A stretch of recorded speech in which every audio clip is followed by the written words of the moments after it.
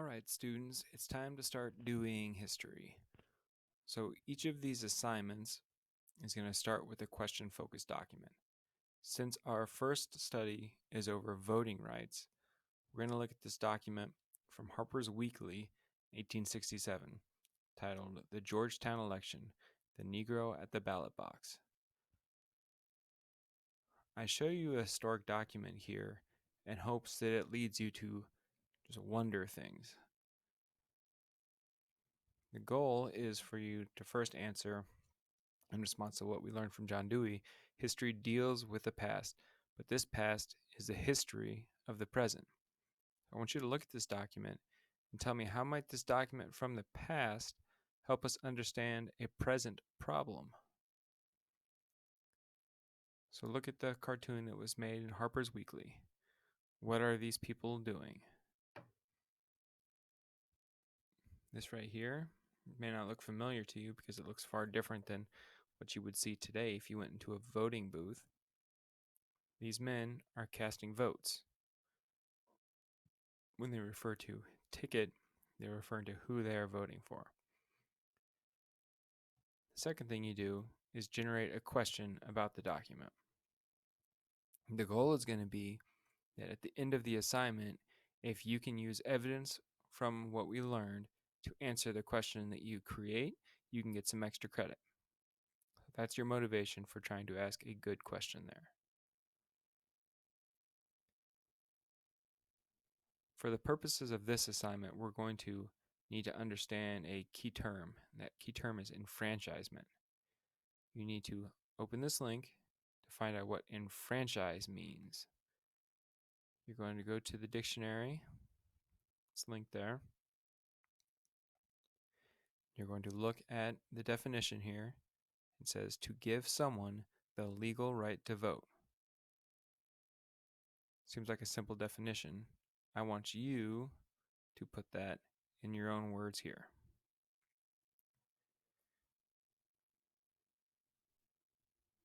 We're going to now talk about a voting rights debate that's being had today. John Dewey is saying the true starting point of history is always some present situation with its problems. You're going to go to this article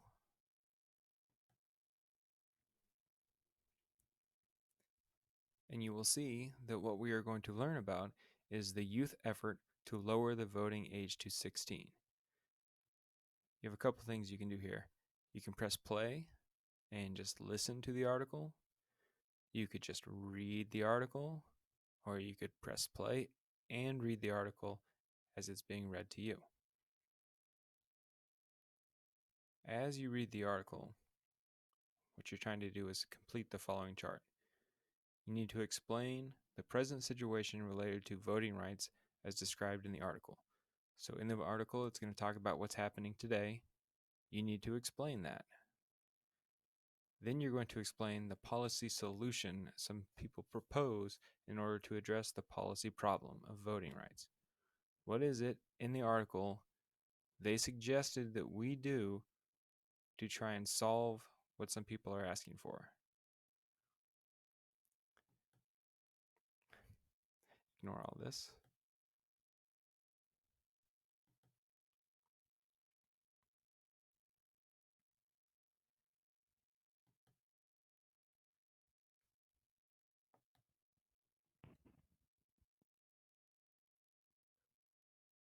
Sorry about the distraction. All right, so what you're going to find out about in this article is that there are some people who, as the article title says, are trying to lower the voting age to 16. You may have heard about this. It was especially in the news after the events in Parkland, the tragic shooting that happened down in Florida. Listen to the article and complete this chart. I'll give you extra credit at the bottom if you can create your own solution to the problem of voting rights. Think about how you could strike a compromise between the people above who were before and against the policy solution that had been posed in the article. Okay, the next part of doing history is researching related past policy case study. So we've already found out about a policy that's being debated today in contemporary society. We need to, as Dewey says, knowledge of the past is the key to understanding the present. History deals with the past, but this past is the history of the present. We need to go find something back in time, American history, that has relationship to what's being debated today. So we're going to talk about enfranchisement in the past. The policy question which is driving us is, should enfranchisement be restricted or expanded? And just talk about those words real quick. If you are trying to restrict something, you're trying to prevent it from expanding. You're trying to stop it from growing. If you restrict somebody's airways, you're going to make it hard for them to breathe. Expanding means you're allowing it to grow, you're helping it grow, you're letting it get larger. We're going to talk about in the past something called SJR 8. That's Senate Joint Resolution 8, proposing an amendment to the Constitution. You're going to go to my webpage here.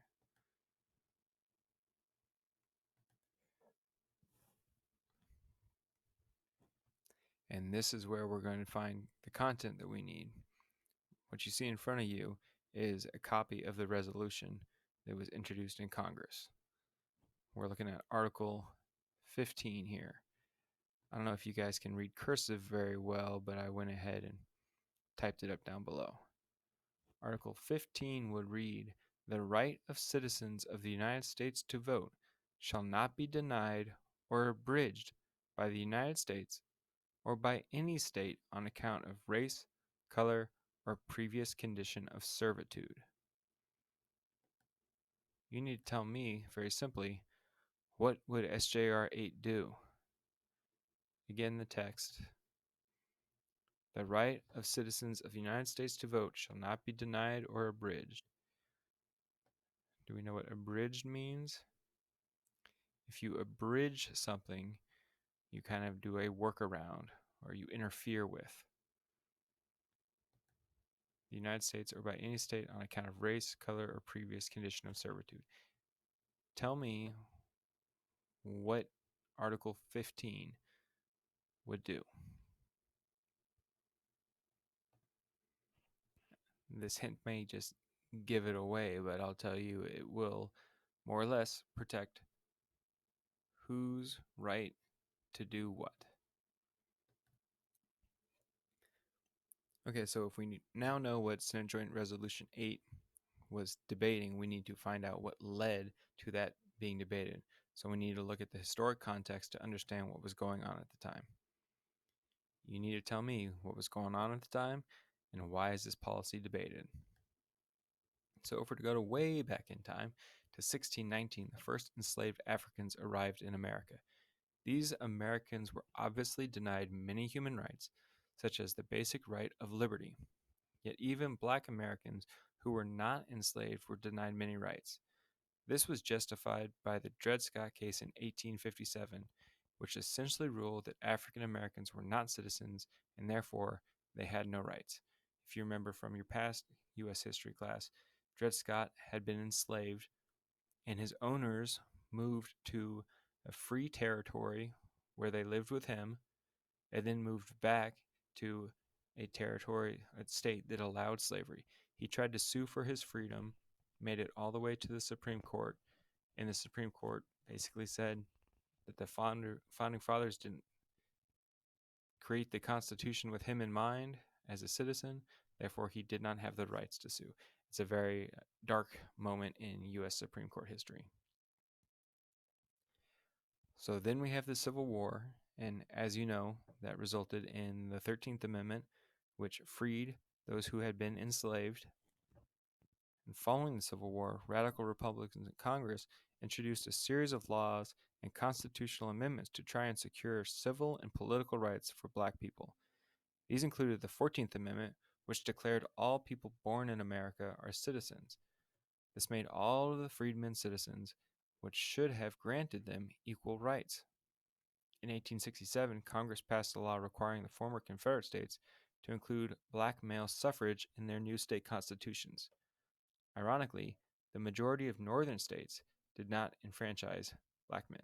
And remember that enfranchise means the right to vote. Black suffrage means the right to vote. In 1869, Republicans in Congress introduced a constitutional amendment guaranteeing the black man's right to vote. During that same year, 150 black men from 17 states met in Washington, D.C. for the first national meeting of black Americans in the history of the United States. Many of those men would meet with members of Congress, encouraging them to support extending suffrage to black males.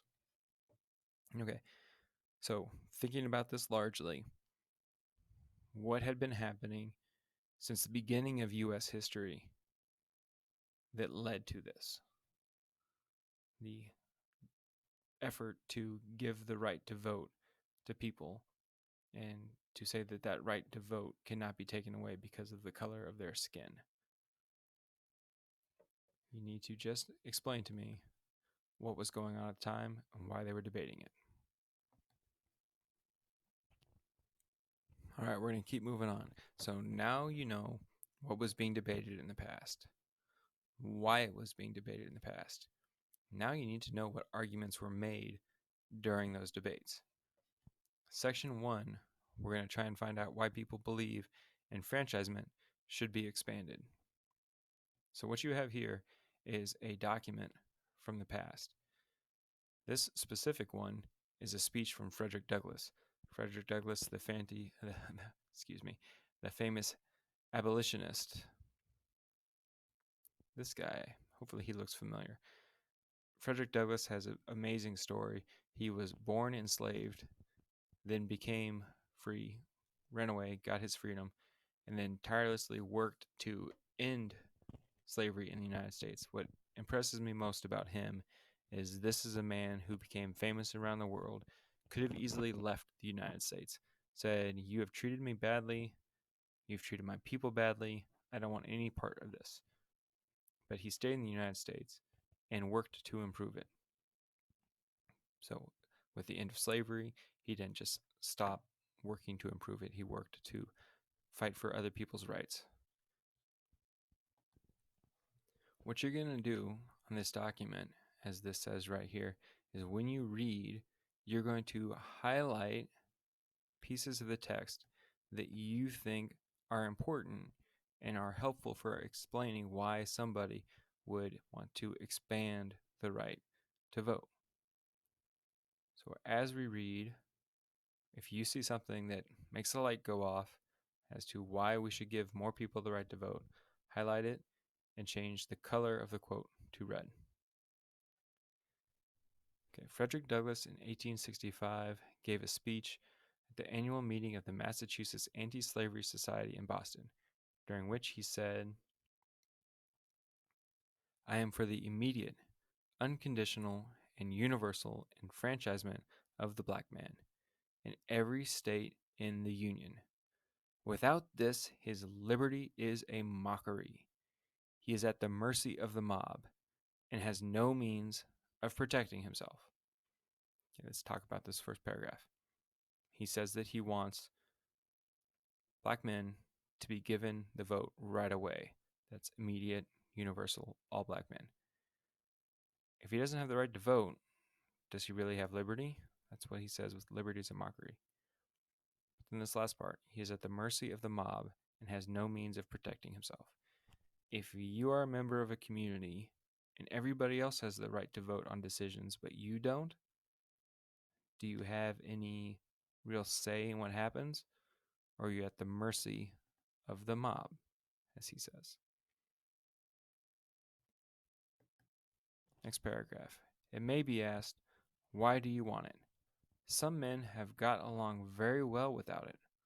Women have not this right. Shall we justify one wrong by another? I will tell you why we want it. We want it because it is our right, first of all. No class of men can, without insulting their own nature, be content with any deprivation of their rights. Does he give you any good reasons in this paragraph that you think you should highlight as to why we should expand the right to vote? He continues, We want it again as a means for educating our race. If nothing is expected of a people, that people will find it difficult to contradict that expectation. By depriving us of suffrage, you lead us to undervalue ourselves. Here's an interesting idea. People said that African Americans were not qualified to vote.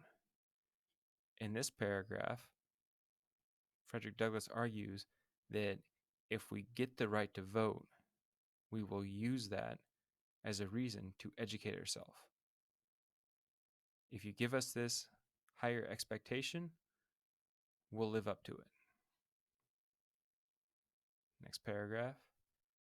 Again, I want the elective franchise for one as a colored man because ours is a peculiar government. Peculiar means strange.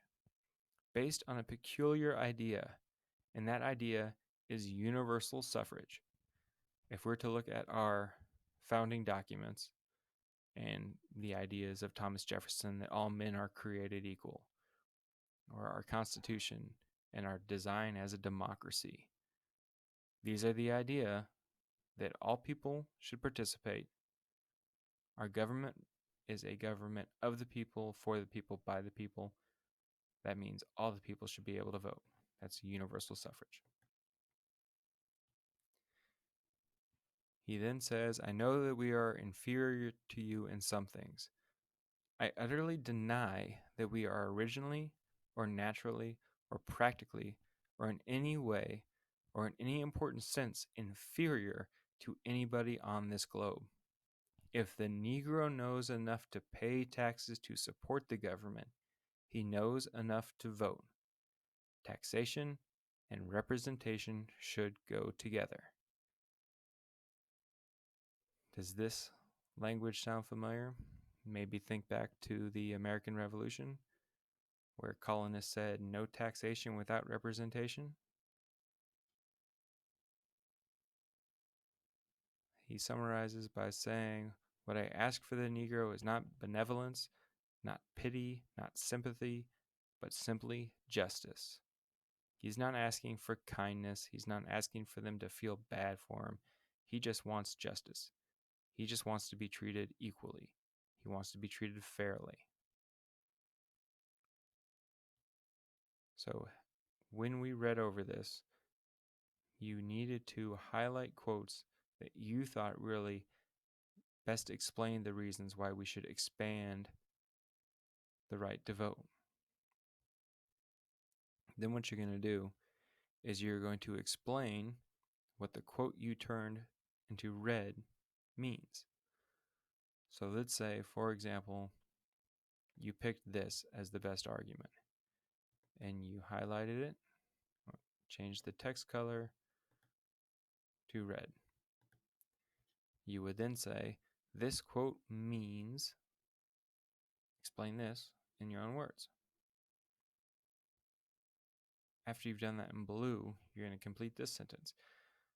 This evidence matters for today's debate over voting rights because some people still believe, type from here, and explain to me how this idea from the past still matters in today's debate.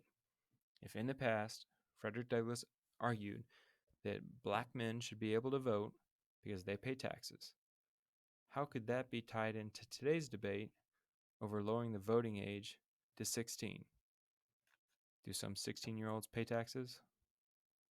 Those who work that do, and those who have money to spend have to pay taxes on their expenditures. After you've done that, what you're going to do is you're going to take all of the text that you did not highlight in red, and you're going to delete it. You're going to add quotation marks, and you're going to delete that. After you've finished this sentence, you're going to delete the prompt, and then you're going to delete the conclusion. And just like that, you'll have a complete paragraph, completely analyzing that primary document. After we've gone over our first piece of evidence, which was a quote, we analyze a cartoon. The cartoon I give you here is Alfred R. Wadd's cartoon, The First Vote, from 1867.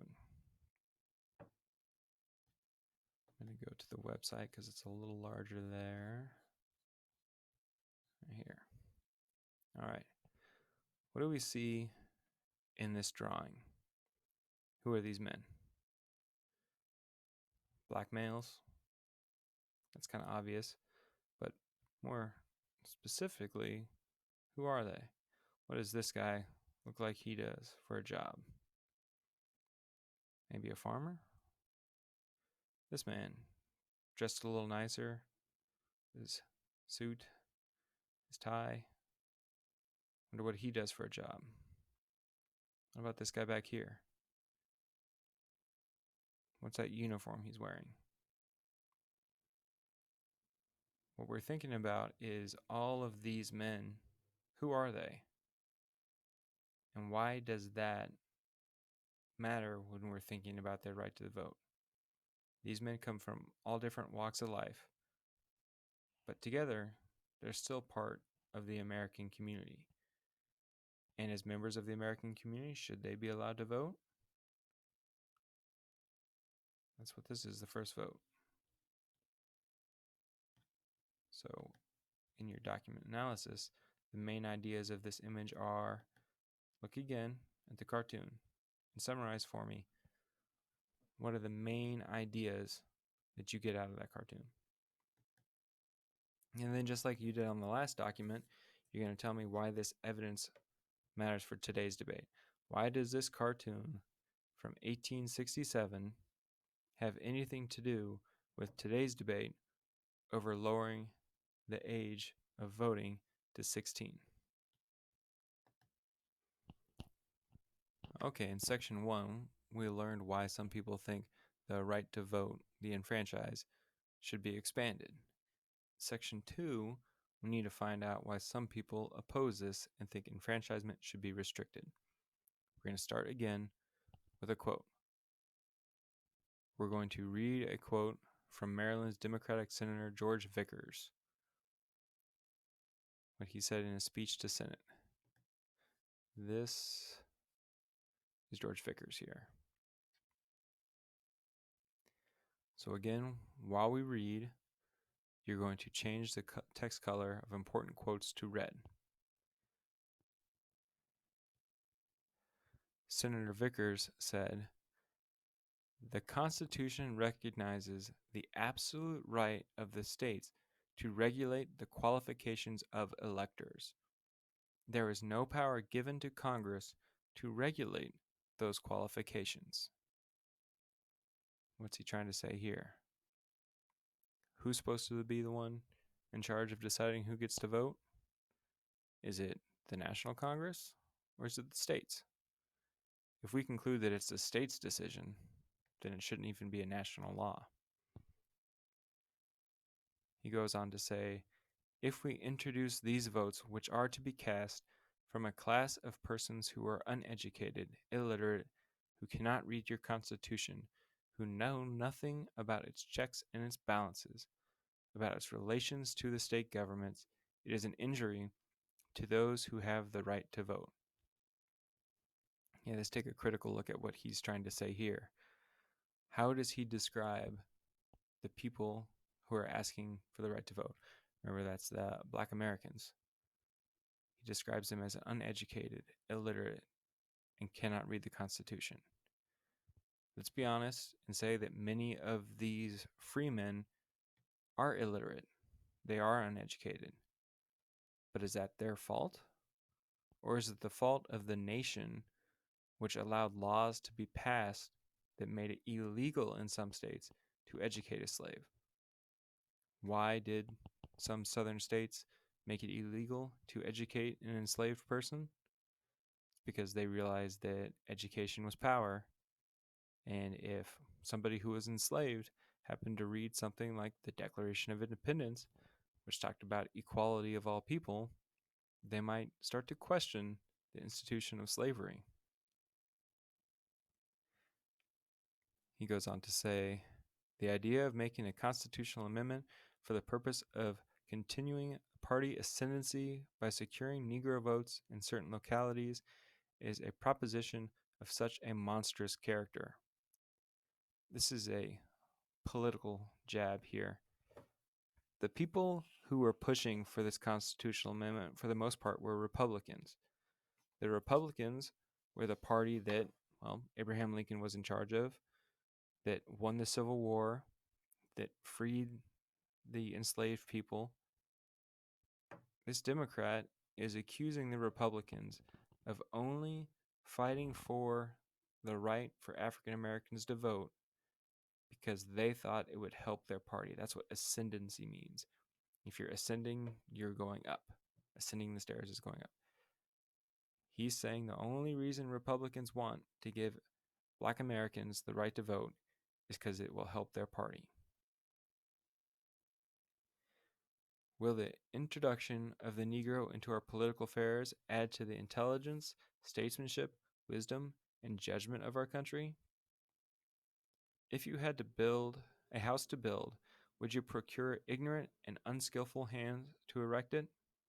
If you are going to build a house, who do you want to be the ones building it?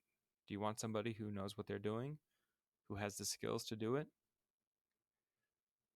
Again, this guy is saying some things, let's admit it and be honest, he's being fairly racist. Calling these formerly enslaved people ignorant and unskillful is just flat out racist. We can be honest about that. Are any of the reasons that he gives for denying them the right to vote almost understandable? Is not allowing somebody to vote because you consider them uneducated somewhat reasonable to listen to? Cast aside everything that he said that was blatantly racist. Does he make any arguments that do actually provide good reasons or understandable reasons for denying someone the right to vote? So after you had read it all and highlighted any parts that you think especially explained why we should not expand suffrage, you're going to explain the quote here, and then you're going to tell me how the ideas of that quote are still tied somehow to today's debate over expanding the right to vote. Once you've done that, just like I showed you above, delete all the text that you did not change to red and make it into one paragraph. All right, our second piece of evidence is a Harper's Weekly cartoon by Thomas Nast titled The Georgetown Election, the Negro at the Ballot Box, 1867. This document might look familiar. It was our question focus document. So what's happening here? Let's talk about it. Who is the freeman voting for? Mayor Welch. Who is he not voting for? The white man's ticket. Who are these guys? To be honest, it's obvious. They're white men. This one, if you see on his hat, says CSA, that stands for Confederate States of America. This guy right here is Andrew Johnson. That's President Johnson, who's holding the suffrage veto in his hand. Why is it, according to Thomas Nast, these people oppose him voting? It really is just a case of simple interest. I wouldn't want somebody to vote if that person's going to vote against what I want them to vote. Why would I want to allow people to vote if that's going to hurt my party's chances of winning? These men don't want to give him the right to vote because he's not going to vote how they want him to vote. Does that make sense? It's almost understandable. How does that matter for today's debate? Think back to what we learned about the 16-year-olds getting the right to vote. Why did some people oppose giving them the right to vote? It wasn't because they didn't think they deserved it. It's because they feared they knew who they would vote for, and that was going to hurt them.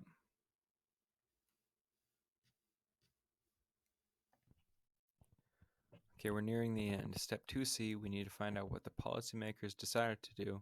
What were the consequences of that decision?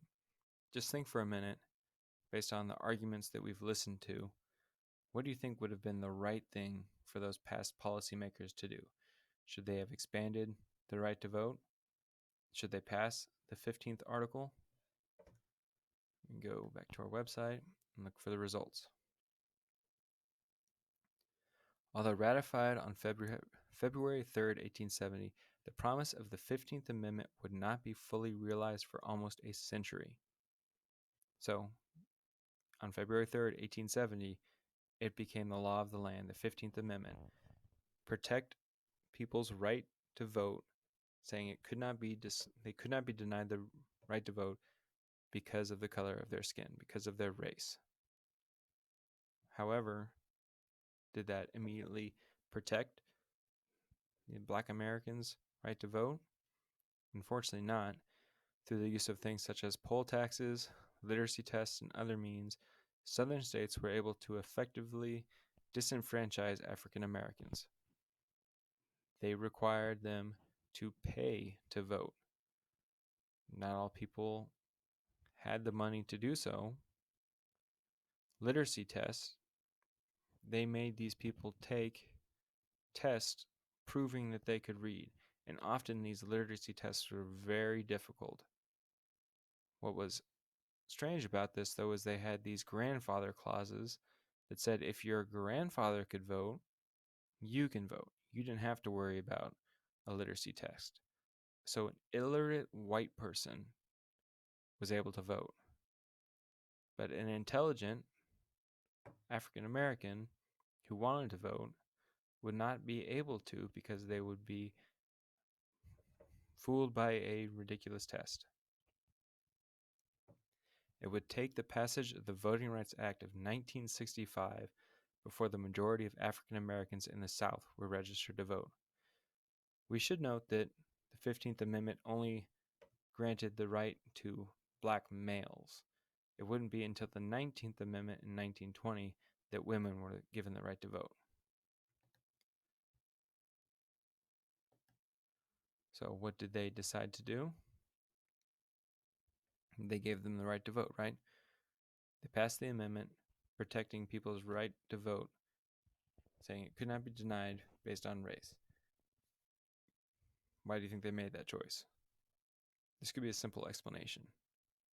Did they give them the right to vote because America is supposed to be based on ideals such as equality? What were the consequences of that policy decision? So some African Americans were able to vote. And as a consequence of that, who did they vote for? You think they were going to vote for white people who had been keeping the institution of slavery alive for decades and decades? No. In fact, right after the 15th Amendment, during Reconstruction, we have large numbers of Black American freemen voting, and they voted for people who looked like them. So from all southern states, we had a number of African American representatives in Congress. It was astounding to have and great in history, but unfortunately, because of disenfranchisement, it wouldn't last very long.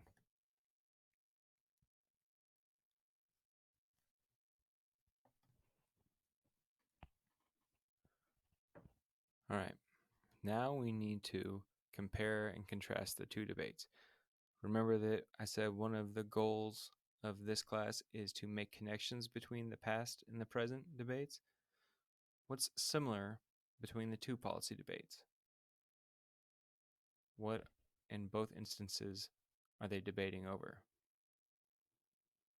Giving more people the right to fill in the blank.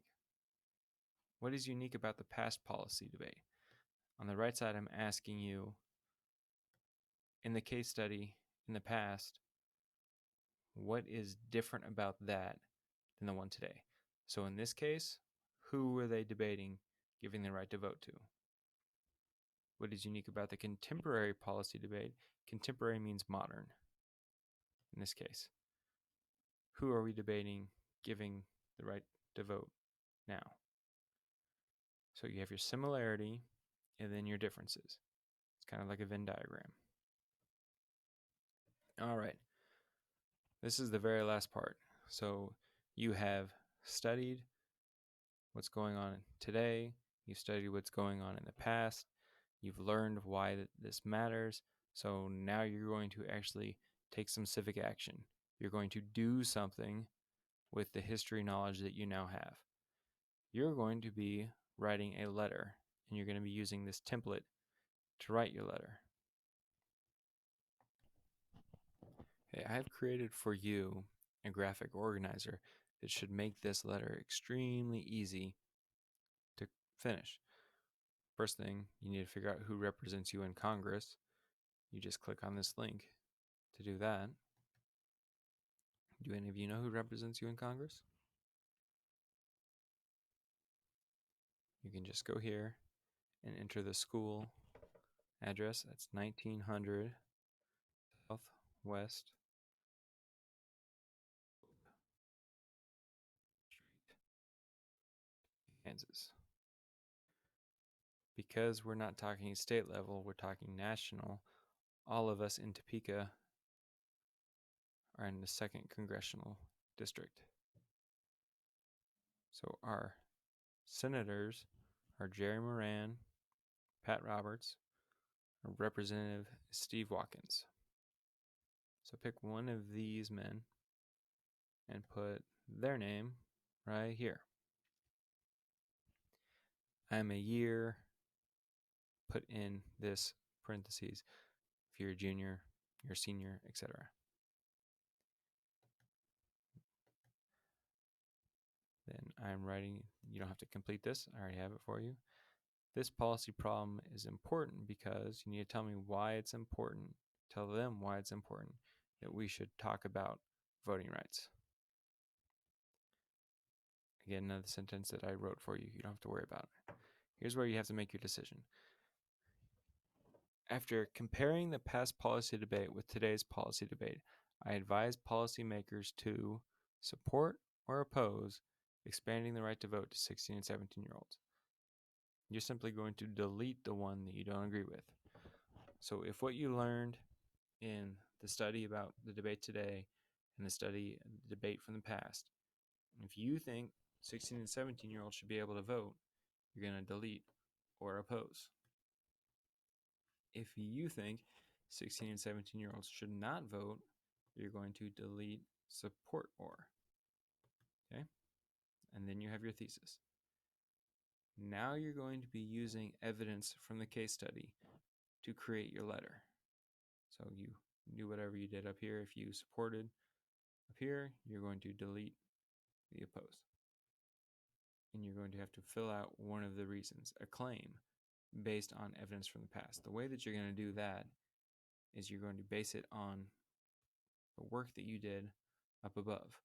So let's say you are going to argue in favor of giving them the right to vote. You're going to take this paragraph that you wrote here, you're going to copy it, and you're going to scroll back down, and you're just simply going to paste it right here. All you have to do to finish this paragraph is fill this in. Look at the text that you just pasted and tell me how that provides a reason to support expanding the right to vote. You're going to do the same thing, but you're going to use the image that supports your side. You're going to paste the paragraph down below, and you're going to write a claim based on that image's argument. The third paragraph is your counterclaim. this is going to be, you're going to take the argument from the other side, you're going to explain their position. So you're going to go back up, you're going to go to those arguments that were against yours. You can choose between the text or the cartoon, whichever one you think you could create an easier explanation and argument against. You're going to paste that here. You're going to say what they believe, why they oppose you, and then you're going to explain why you disagree with them. And after you've done that, you've written your 3 body paragraphs. The only thing left to do on the letter is tell them your conclusion, summarize your argument, and then complete this last statement. In the future, whenever we make decisions about government policies related to reparations, we should always consider, fill in the parentheses here. I want you to make one final statement trying to tie in one of the ideas that was mentioned in the preamble from our very first assignment. What are some of the important values in America that we should think about, in this case, not reparations, voting rights. Oops.